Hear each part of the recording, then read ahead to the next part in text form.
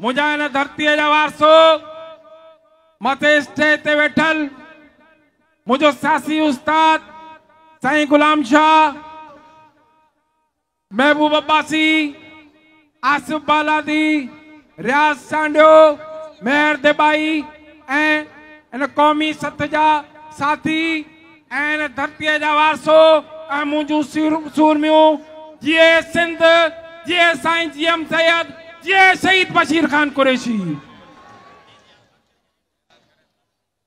अॼु असां हिते कराची जी दिल, सिंध जी दिल कराची में इन प्रेस क्लब अॻियां लखनि जी तादाद में गॾु थी इहो दुनिया खे ॿुधाए रहिया आहियूं त असां सिंधी अमन पसंद पंहिंजी हिकु अज़ीम सखावत रखण वारा आहियूं। असां मुंहनि जे दड़े जा वारस आहियूं। असां हमेशा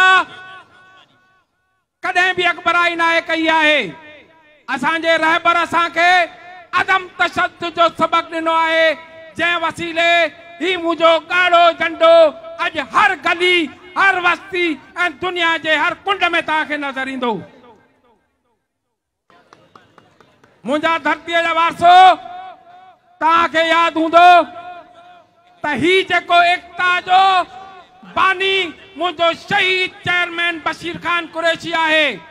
हिन उर्दू तहज़ुब परस्त मीडिया में जॾहिं हिन मुल्क जो सदर सिंधी टोपी पाए ॿियनि मुल्कनि जे दौरे ते वियो, तव्हां ॾिसंदा हूंदव त अरब पंहिंजो चोगो पाए वेंदा आहिनि, ॿिया मुल्कनि जा सरबराह पंहिंजा ड्रेस पाए वेंदा आहिनि।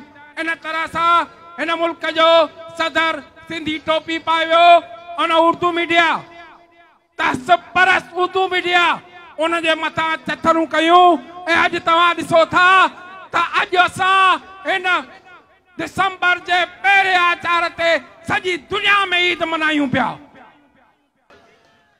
दुनिया जे कुंड कुर्छ में अॼु सिंधी अजरक टोपियूं पाए झुमरियूं पाए रहिया आहिनि। इहो तव्हांजो तहज़ुब असांजे लाइ अॼु ईद थी वई आहे।